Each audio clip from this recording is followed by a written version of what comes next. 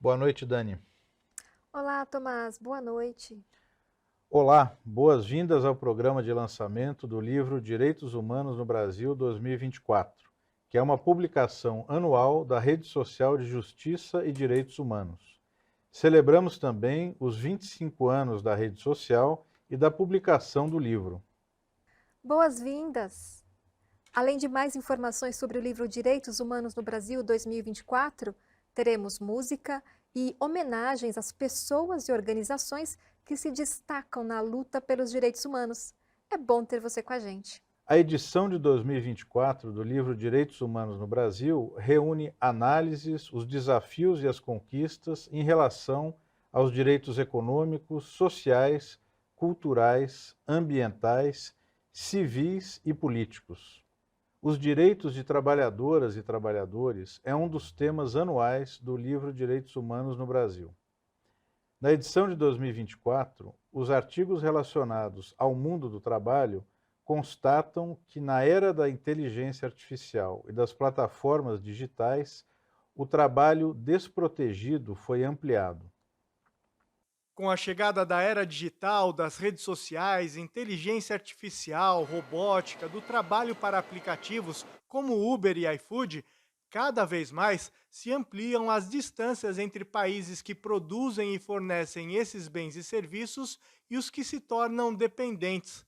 O texto O Fim da Linha da Sociedade Urbana Industrial, do professor de Economia da Universidade de Campinas, Márcio Pockmann, mostram que no Brasil, as empresas da era industrial, como metalurgia, automotiva e química, encolheram na medida em que crescem o poder e os lucros das empresas digitais. A dependência do Brasil tem sido crescente em relação a essas grandes empresas tecnológicas, e especialmente pelo fato que o Brasil vai perdendo a qualidade das suas informações, a soberania dos seus dados, tendo em vista o poder gigantesco dessas grandes corporações transnacionais. A expansão das empresas de tecnologia e a digitalização do mundo estão criando uma nova relação de trabalho, disfarçando vínculos empregatícios, empreendedorismo, meritocracia, criam sensação de liberdade e de bons salários, quando na verdade apenas fraudam as leis e os direitos do trabalhador. Direito a um trabalho digno, um trabalho que permita uma remuneração que possa financiar custo da vida, reprodução da vida, está em questão do ponto de vista da capacidade de cada país gerar bons empregos.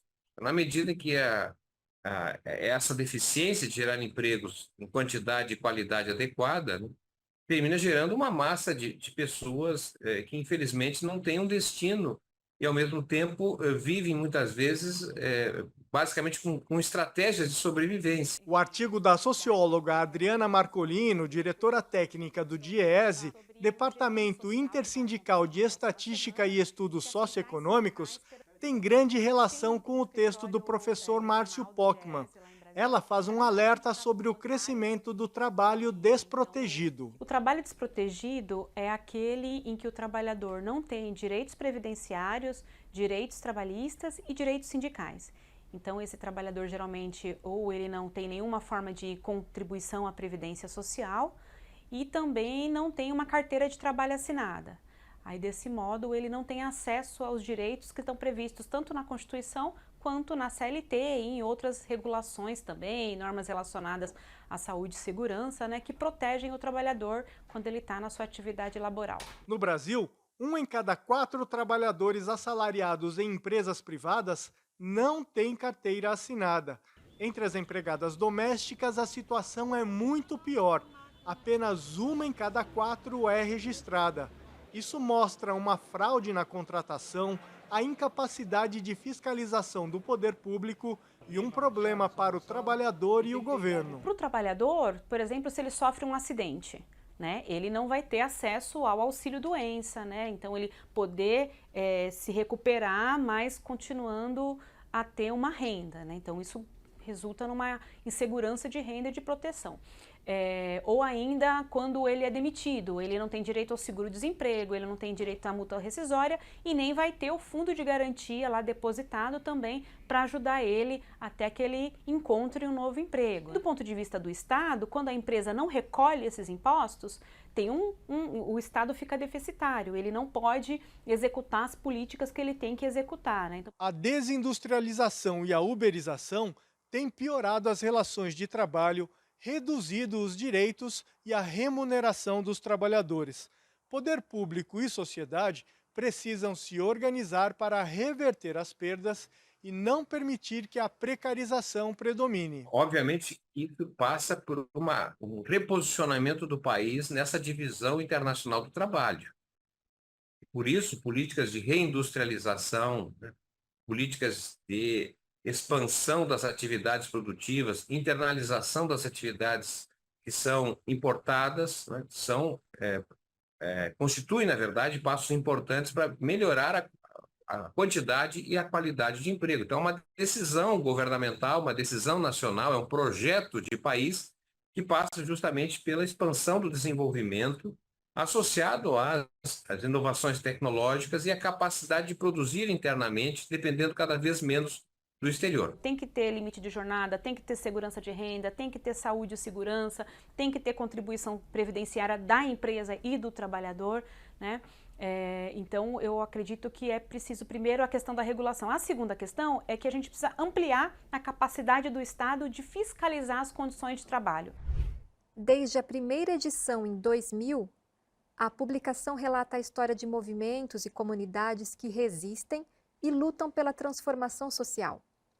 Resgatar a história deste livro, que está na 25ª edição, é fundamental para entendermos o quanto já caminhamos e o quanto ainda precisamos avançar. Eu estou aqui para dar os parabéns para os 25 anos da Rede Social de Justiça e Direitos Humanos, essa entidade pela qual eu tenho o maior carinho, né? Onde eu comecei o meu trabalho profissional nessa área de direitos humanos e onde realmente eu aprendi muito com o trabalho, com as pessoas que estavam trabalhando comigo.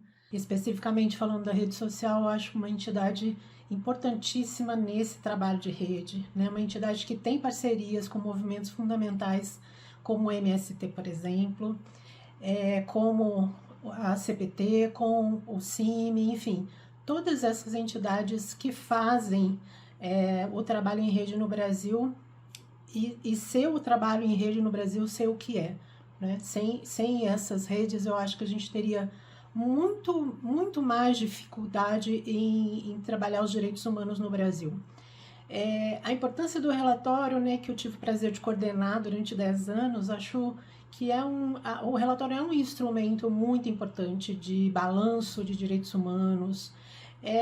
Ali, por meio do relatório, que a gente faz toda uma análise de vários pontos, de vários temas dentro dos direitos humanos, a partir do olhar das entidades, a partir do olhar de quem está na base. Então, é um instrumento realmente importante, legítimo e que baseia muito, assim, outros trabalhos, né? O trabalho, por exemplo, de imprensa, né? A imprensa tem um respeito muito grande por esse livro, por essa pesquisa, por esses artigos que são feitos a partir de pessoas que estão vivendo o dia a dia dos direitos na base, né? Assim, em contato direto com quem trabalha isso, né? Então, eu acho fundamental a gente, por exemplo, um espaço, por exemplo, para falar da situação de comunidades quilombolas, um espaço importante para falar de comunidades indígenas, de trabalhadores rurais, além dos temas urbanos também. Então, acho que o relatório, né, tomara que ele tenha mais 25 anos e que daqui a 25 anos a gente tenha uma situação mais adequada, né, de direitos humanos no Brasil. Mas acho fundamental, um instrumento realmente valioso, e valioso para todos nós que trabalhamos com direitos humanos e que temos, né, esse olhar para esse tema que baliza, né, várias coisas, várias questões na nossa sociedade. Parabéns para a rede, parabéns para o relatório, parabéns para todos os homenageados. A Rede Social de Justiça e Direitos Humanos foi criada há 25 anos atrás. Naquela época não existiam as mídias sociais, as redes sociais, mas nós já tínhamos a ideia de que a defesa dos direitos humanos deveria ser feita em rede, em articulação com movimentos e organizações sociais. E é isso que o livro também, o livro Direitos Humanos no Brasil, representa, uma grande articulação, uma ampla articulação para propor políticas de defesa dos direitos humanos e para denunciar violações aos direitos humanos. Tem participado mais de 260 organizações de todas as regiões do Brasil e de diversos setores da sociedade. Então, é uma articulação diversa. E esse ano, essa comemoração dos 25 anos é muito especial, porque nós estamos juntos, né, organizando, articulando esse movimento. Ao mesmo tempo, estamos aqui, mais uma vez, com a TVT, celebrando o Dia Internacional dos Direitos Humanos. Então, a rede social agradece a todas as colaborações e continuamos juntos nessa caminhada.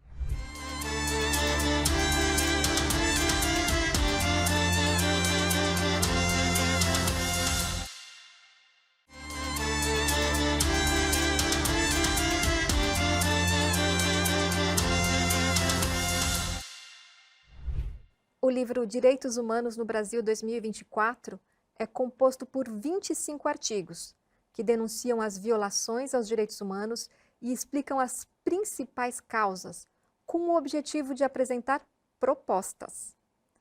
Os temas incluem questões rurais e urbanas, trabalho, educação, cultura, povos indígenas, quilombolas e camponeses, também relações raciais, de gênero e da população LGBTQIA+. Na contribuição para o livro Direitos Humanos no Brasil 2024, da Rede Social de Justiça e Direitos Humanos, o professor Sérgio Haddad, da ONG Ação Educativa, escreveu o artigo Educação, Violações, Avanços e Esperanças. Ele afirma que o neoliberalismo e o militarismo enfraqueceram o conteúdo pedagógico e reduziram investimentos. Primeiro, porque nós passamos por um período desde do golpe com a Dilma e a entrada do Temer e depois com o Bolsonaro, toda a agenda econômica ficou muito condicionada às políticas neoliberais, de controle orçamentário, de teto de gasto.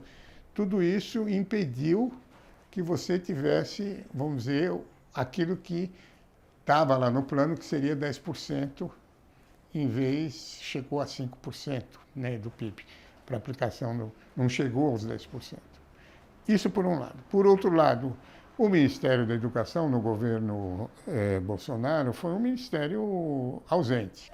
A cultura se relaciona diretamente com a educação porque ambas buscam o conhecimento, a compreensão do mundo, a criatividade e o espírito crítico. A cultura é um direito fundamental e não se refere apenas a manifestações artísticas, mas também ao modo de vida, religiosidade, ou seja, a diversidade humana. A cultura e direitos humanos já está na Declaração dos Direitos Humanos, já há mais de 70 anos, né? Porque ele é um amálgama da sociedade, ele é o campo subjetivo. O Antônio Cândido dizia que a literatura é um direito humano porque as pessoas têm direito a fabular, né? a imaginar. Então, a cultura é isso, e a cultura é um conjunto de saberes, né? Mais do que conhecimento científico sistematizado, é de saberes. A cultura é tradição, ela tem informação, então ela dá uma identidade para povos, para segmentos e para os povos. Então, a identidade é fundamental para as pessoas, então esse é o vínculo com os direitos humanos. Eleilson Leite contribuiu nesta 25ª edição do livro Direitos Humanos no Brasil 2024 com o texto A Cultura da Paz e a Guerra da Cultura. Ele analisa que os governos conservadores de Temer e Bolsonaro trouxeram desmontes, retrocessos e uma guerra contra a cultura. Já no governo Bolsonaro se instalou a guerra cultural. Eles se apoderaram do que sobrou dos equipamentos de cultura, uma vez que o Ministério da Cultura foi encerrado, né? E estabeleceu uma guerra no campo simbólico, que a gente chama de guerra cultural. E estrangulou as instituições, aparelhou inclusive com militares, né? E deixou os artistas no desespero durante a pandemia. Com o governo Lula, a cultura está se reestruturando, houve retomada da escuta à sociedade e o setor voltou a receber investimentos. Primeiro, convocou a Conferência Nacional de Cultura, porque se estabeleceu um espaço de escuta e de participação popular, isso já é muito diferencial. A lei Paulo Gustavo, que era emergencial, acabou sendo executada no governo Lula. E a lei Aldir Blanc, que é para 5 anos, portanto é estrutural, ela também acabou sendo executada no primeiro ano do governo Lula. O Ministério da Cultura, além de ter sido recriado, ele começou aí com quase 10 bilhões de recursos. E o governo, agora Lula, está preparando o Plano Nacional de Cultura, que é um outro espaço bacana de formulação. Anualmente, durante o lançamento do livro Direitos Humanos no Brasil, a Rede Social de Justiça e Direitos Humanos homenageia pessoas e entidades que contribuem na luta por justiça social e direitos humanos em nosso país. Em 2024, homenageamos 5 pessoas que dedicaram suas vidas para a construção de uma sociedade brasileira mais justa. É com muito prazer que apresento para essa homenagem a Ana Paula Oliveira, pedagoga, defensora de direitos humanos, integrante do Fórum Social de Manguinhos, cofundadora e coordenadora do Movimento de Mães de Manguinhos, que reúne mulheres que tiveram seus filhos assassinados pelo Estado brasileiro. Seu filho, Jonathan de Oliveira Lima, 19 anos, foi assassinado com um tiro nas costas no dia 14 de maio de 2004, durante uma operação policial na região onde ela mora. 10 anos depois, em 2024, seus algozes foram julgados como homicídio culposo, sem intenção de matar. Diante dessa tragédia, Ana Paula não se calou. Acolheu e organizou mulheres que passaram por essas injustiças para buscar justiça, manter a memória e reparar os danos sofridos. Hoje, Ana Paula é um expoente na luta contra o genocídio da juventude negra, contra o racismo e pelo bem viver. Parabéns, Ana Paula, por esse reconhecimento. Não se trata somente da sua experiência como uma mulher que teve uma tragédia e fez do luto a luta, mas também daquelas que se negam a viver o racismo, a violência, como prática de uma suposta democracia. Ana Paula Oliveira é coordenadora e cofundadora do movimento Mães de Manguinhos, que dá voz às mães que perderam seus filhos para o genocídio do povo negro nas favelas do Rio de Janeiro. Ela é moradora de Manguinhos e mãe de Jonathan de Oliveira Lima, que foi vítima da violência policial. Jonathan completaria 30 anos de idade no dia 4 de dezembro deste ano, mesmo dia que o evento presencial de lançamento do livro Direitos Humanos no Brasil 2024 aconteceu na cidade de São Paulo. Ana Paula é pedagoga, defensora dos direitos humanos e integra o Fórum Social de Manguinhos, dedicando-se a causas que denunciam a brutalidade policial e promovem justiça social. Olá, eu sou Ana Paula Oliveira, eu sou uma das fundadoras e coordenadoras do movimento Mães de Manguinhos, um movimento que nasceu em 2014 após o assassinato do meu filho Jonathan. O Jonathan ele tinha apenas 19 anos de idade quando foi assassinado pela polícia aqui no Rio de Janeiro. Desde então eu me tornei uma defensora dos direitos humanos, uma defensora pelo direito à vida nas favelas e periferias, não só do Rio, mas de todo o Brasil. E para mim é uma grande honra ter sido indicada para receber essa homenagem, né? Porque é o reconhecimento de uma luta que não é fácil, uma luta muito árdua, muito dolorosa, mas que a gente tem feito aí com todo o nosso amor, com toda a força que nos resta, né? E receber essa homenagem no dia 4 de dezembro, dia em que o Jonathan completaria 30 anos de idade, para mim é muito simbólico, é muito emocionante. Eu só tenho a agradecer, né, a rede social de Justiça e Direitos Humanos, por esse trabalho e por essa homenagem. Obrigada.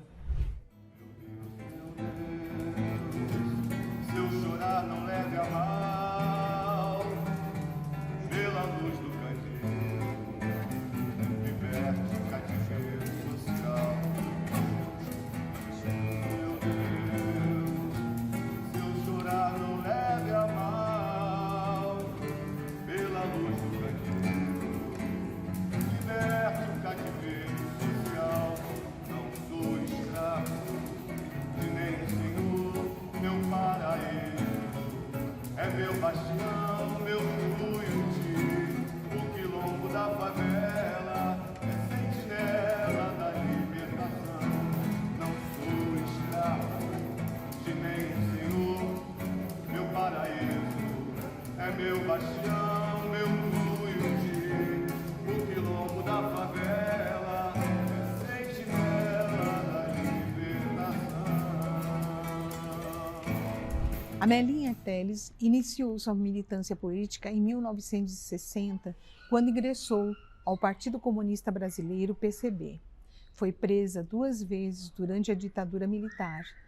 Em 1972, foi sequestrada por agentes do DOI-CODE de São Paulo, sob o comando do então Major do Exército, Carlos Alberto Ustra, e permaneceu presa por 10 meses.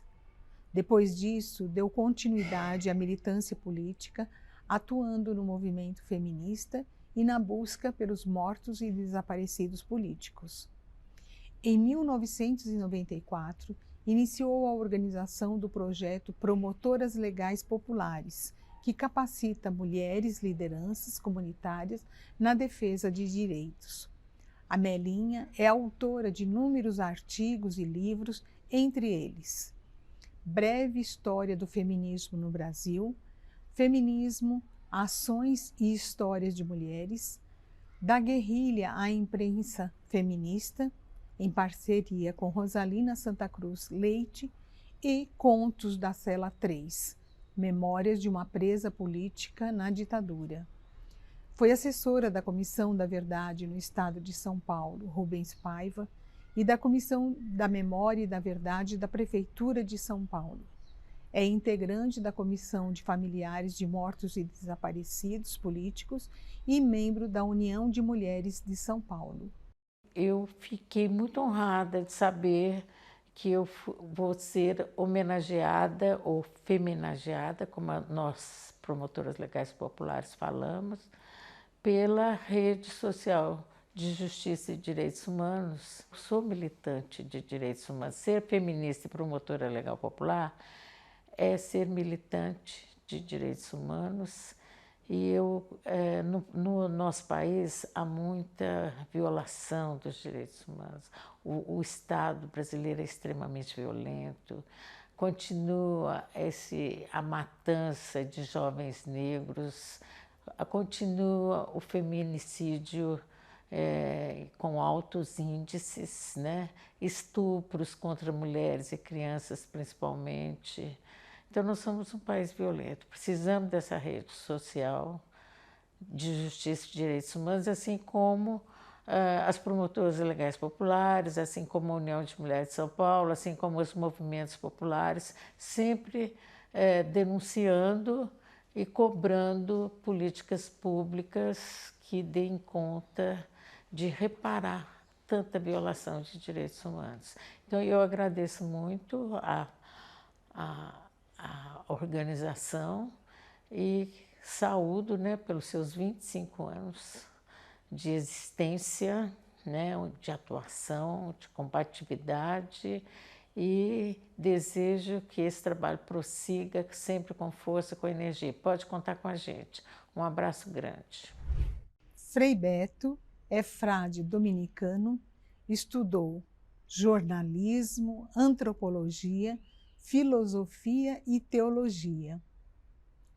É autor de 78 livros publicados no Brasil e em mais de 40 países e traduzidos para 23 idiomas. Em 1982, recebeu o Prêmio Jabuti principal honraria literária no Brasil, com seu livro Batismo de Sangue. 3 anos depois, foi eleito intelectual do ano e recebeu o prêmio Juca Pato por sua obra Fidel e a Religião. Foi preso 2 vezes sob a ditadura militar e em 1973, depois de solto, passou a trabalhar nas comunidades eclesiais de base na Arquidiocese de Vitória, no Espírito Santo. Na década de 1980, foi para São Paulo trabalhar como assessor da Pastoral Operária de São Bernardo do Campo. Frei Beto foi coordenador de mobilização social do programa Fome Zero. Seu trabalho em defesa dos direitos humanos é reconhecido no Brasil e em outros países. Recebeu títulos de doutor honoris causa pela Universidade de Havana e pela Universidade José Martí, no México. Em 2023, foi condecorado pelo presidente Luiz Inácio Lula da Silva com a Ordem de Rio Branco, em reconhecimento ao seu compromisso com justiça social e defesa dos direitos humanos. Alô, pessoal, quero agradecer de coração a Rede Social e Justiça de Direitos Humanos, que tem todo um histórico de luta, de coragem, de enfrentamento em defesa da dignidade humana, essa homenagem, mas não a considero a minha pessoa, e sim aqueles que são humilhados e ofendidos no Brasil e no mundo, seus direitos humanos negados, principalmente os 3 direitos básicos, alimentação, saúde e educação. Portanto, recebo como uma convocatória para todos nós continuarmos com perseverança no esperançar de Paulo Freire, lutando pela conquista dos direitos humanos. Quem disse que tudo está perdido? Eu venho oferecer meu coração. Quem disse que tudo está perdido? Eu venho oferecer o meu coração. Quem disse que tudo está perdido? Eu venho oferecer meu coração. Quem dijo que todo está perdido? Eu venho oferecer mi coração. Y vaya olorada roja. Yo vengo a ofrecer mi corazón. Está usted.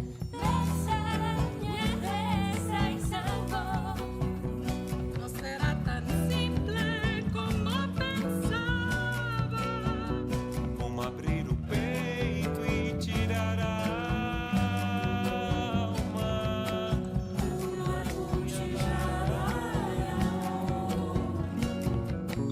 Una vela pobre siempre abierta. Eu venho oferecer meu coração. Como un perfume inaderable. Eu venho oferecer mi coração. Y uniré las puntas de un mismo lazo. Y miré tranquila, miré despacio. Eu te daré todo e me darás algo. Algo além Douglas Mansur é uma importante figura na fotografia social brasileira, com mais de 40 anos de dedicação ao registro de movimentos sociais, sindicais e rurais. É mestre pelo Programa de Integração da América Latina, da USP, e integrante do Núcleo de Estudos e Projetos de Reforma Agrária da Unesp. Douglas é professor de fotojornalismo e diretor das entidades Em Câmara e Associação Celeiros de Memória. É membro do SEDECA de Interlagos, uma organização de defesa dos direitos da criança e do adolescente. Ao longo de sua carreira, fez parte da diretoria de entidades como a Associação dos Repórteres Fotográficos e Cinematográficos do Estado de São Paulo e do Sindicato dos Jornalistas de São Paulo. Também contribuiu como conselheiro do jornal Brasil de Fato. Suas fotos têm sido publicadas em diversos jornais, livros e revistas, registrando a realidade dos movimentos sociais no Brasil. Douglas recebeu homenagens como a menção honrosa do MST e o título de cidadão paulistano. Olha, hoje eu quero agradecer a homenagem, né, que eu vou receber no lançamento do livro sobre direitos humanos no Brasil de 2024, né, que é sempre elaborado, pesquisado pela Rede Social de Justiça e Direitos Humanos. Então eu quero agradecer por todo o carinho que eles dedicam para a rede e pelos direitos humanos, não só no Brasil, mas toda a América Latina e América Central. O meu abraço fraterno para toda a rede e para toda a equipe.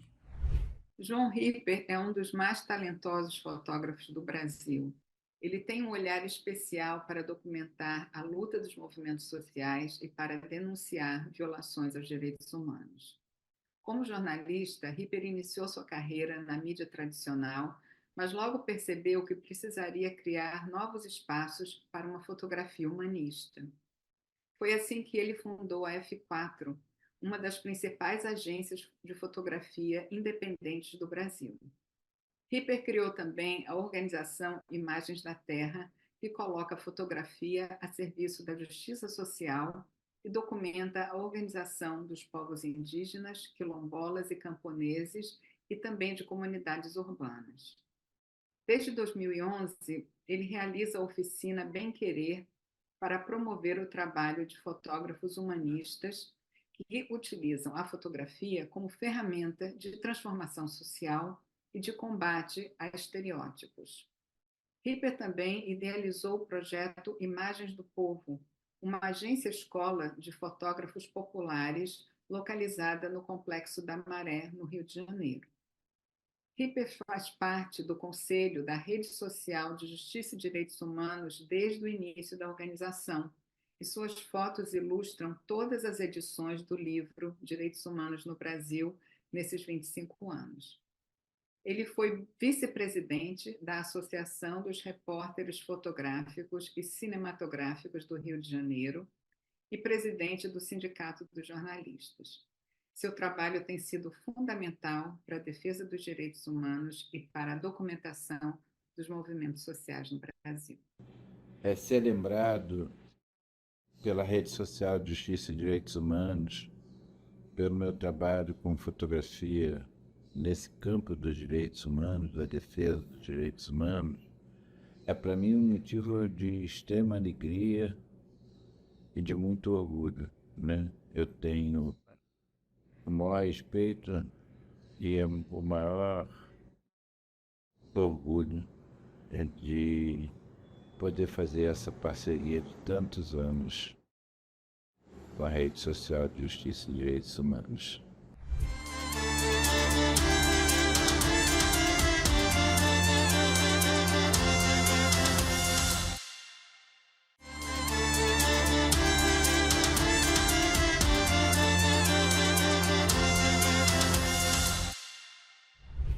Em 2024, a Rede Social de Justiça e Direitos Humanos completa 25 anos e homenageamos organizações sociais que caminharam em rede neste quarto de século.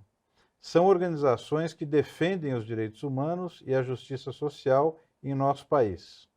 Celebramos a força desses movimentos coletivos que transformam realidades e nos inspiram a trilhar o caminho em busca de uma sociedade em que todas as pessoas tenham os mesmos direitos. A Ação Educativa, uma grande parceira na luta por uma sociedade mais justa e igualitária. Fundada desde 1994, atua na cultura, educação e juventude com um trabalho incrível, sempre focado nos princípios e valores dos direitos humanos. A Ação Educativa, com metodologias participativas, promovendo o diálogo social, o engajamento, atua com formação de agentes culturais, jovens, em escolas públicas, com políticas públicas e em parcerias com outras organizações não governamentais. Toda essa atuação está sempre alinhada com a realidade e as necessidades dos territórios. E por tudo isso, a rede social tem a honra e o imenso prazer de homenagear a Ação Educativa, pelo reconhecimento do seu belo trabalho de difusão cultural, de participação social. É uma organização que nos inspira na construção de um futuro mais justo, mais igualitário e mais inclusivo. Em nome da toda a ação educativa, eu quero fazer um agradecimento de todo o coração à Rede Social de Justiça e Direitos Humanos, por essa homenagem que ela presta à ação educativa, nesse ano tão especial, onde completamos 30 anos desde a nossa fundação, e que estamos também fazendo uma reflexão profunda sobre a nossa história, né? O conceito de direitos humanos e a luta por direitos humanos integrada a outras organizações e outras redes foi muito estruturante da trajetória da ação educativa, né? Que passa de um trabalho de educação popular, integrando também trabalho de luta pelo direito à educação para todas e todos, integra a luta pela cultura também como direito humano e a percepção dos jovens como sujeitos de direitos, né? E finalmente, enfim, toda a articulação com a ABONG, com outras organizações desse campo de defesa de direitos, faz a ação educativa ser o que é hoje, e é por isso que essa homenagem faz tanto sentido e se tornou tão especial para nós. Obrigada, então, Rede Social de Justiça e Direitos Humanos. Esperamos estar com vocês aí nos próximos anos, reforçando e fazendo avançar essa luta.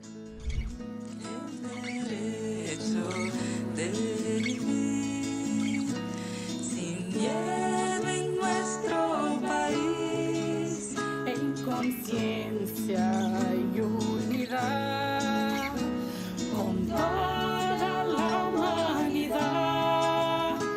Ningún cañón borrará el surco de la hermandad, el derecho de vivir en paz. Con respeto y libertad, un nuevo pacto social, dignidad y educación, que no haya desigualdad. La lucha es una explosión que funde todo el clamor, el derecho de vivir en paz. O Movimento Humanos por Direitos, o MUD, desenvolve ações em defesa dos direitos humanos com foco em temas como combate ao trabalho escravo, proteção de crianças e adolescentes, apoio aos quilombolas e povos indígenas e a defesa do meio ambiente. Atuando em parceria com outras organizações, o MUD busca ampliar a visibilidade das causas sociais no Brasil e promover as mudanças por meio do diálogo e do envolvimento popular. Como reconhecimento à defesa dos direitos humanos, o MUD recebeu a Comenda da Ordem do Mérito Judiciário do Trabalho em 2014 por seu compromisso com a justiça e a dignidade. Estamos extremamente honrados com esse reconhecimento da Rede Social de Justiça nos nossos 21 anos de luta, que nós sempre contamos com essa parceria da rede em diversas frentes, como na luta contra o latifúndio improdutivo, a financiarização das terras indígenas. Lutamos tanto a favor da reforma agrária, como o exemplo de Matopibá, contra toda forma de violência no campo e também nas cidades, né? Contra a violência sofrida por crianças e adolescentes, contra esse feminicídio que se alastra como verme na nossa sociedade. Temos também a luta contra o encurralamento das comunidades tradicionais e o genocídio do povo negro nas periferias. Por tudo isso e muito mais, eu agradeço em nome de todos do Movimento Humanos por Direitos essa parceria tão frutífera que nos acolhe. Mais uma vez, parabéns, Rede Social de Justiça, vocês são fundamentais para a nossa sociedade. Grande beijo. Neste ano em que o nosso MUD, Movimento por Humanos Direitos, completa 21 anos, temos a felicidade de receber o prêmio da Rede Social de Justiça. Muito obrigada. Foi aqui embaixo dessa árvore, um pé de mangueira, no centro Dom Fernando, em Goiânia, que surgiu uma das organizações mais importantes da luta em defesa da natureza e principalmente dos povos indígenas brasileiros, o CIMI, o Conselho Indigenista Missionário. A história diz que foi aqui que se reuniram aqueles que vislumbraram um mundo mais justo, mais fraterno, um mundo em que a igualdade, o respeito múltiplo às várias etnias, o respeito às populações indígenas foi gestada. Então é desde aqui que nós anunciamos o CIMI nessa grande homenagem a todos que defendem a natureza, a todos que defendem os povos indígenas, a todos que defendem a participação equitativa e democrática dos povos indígenas com os seus territórios de preservação, na participação e na defesa da vida. Então é desde esse lugar que nós anunciamos essa grande homenagem da Rede Social de Justiça e Direitos Humanos ao nosso querido, amado e muito, muito importante organismo, o CIMI, o Conselho Indigenista Missionário. Sou Luiz Ventura, secretário executivo do Conselho Indigenista Missionário, e em nome de todas as companheiras e companheiros do CIMI, queremos enviar esta mensagem, esta saudação e esta mensagem de sintonia com as amigas e amigos da Rede Social de Justiça e Direitos Humanos, neste momento que estão completando 25 anos de caminhada na luta e na defesa dos direitos humanos no país. Absolutamente fundamental, quanto sociedade civil, que continuemos instigando, insistindo e incidindo para que os direitos humanos sejam respeitados, sejam garantidos e estejam no centro da ação política do Estado brasileiro. A todas e todos vocês, parabéns por esses 25 anos, que venham mais 25, vamos continuar trabalhando juntos pela garantia da vida, pela garantia dos direitos humanos de todas e de todos. Um grande abraço. O samba pede paz pra natureza, diante de tanta avareza, de um progresso assustador. Em nome de estranha modernidade, lança sua crueldade e provoca tanta dor. Mas chegará o momento em que a voz pela vida calará a ambição, e à luz de um novo tempo toda a natureza viverá em comunhão. Atrás do ouro fere a força terra, sangra o seio da serra e deixa a triste cicatriz, e tira o verde, o brilho e a beleza, destrói toda a natureza, esse progresso infeliz. Mas chegará o momento em que a voz pela vida calará a ambição, e à luz de um novo tempo toda a natureza viverá em comunhão.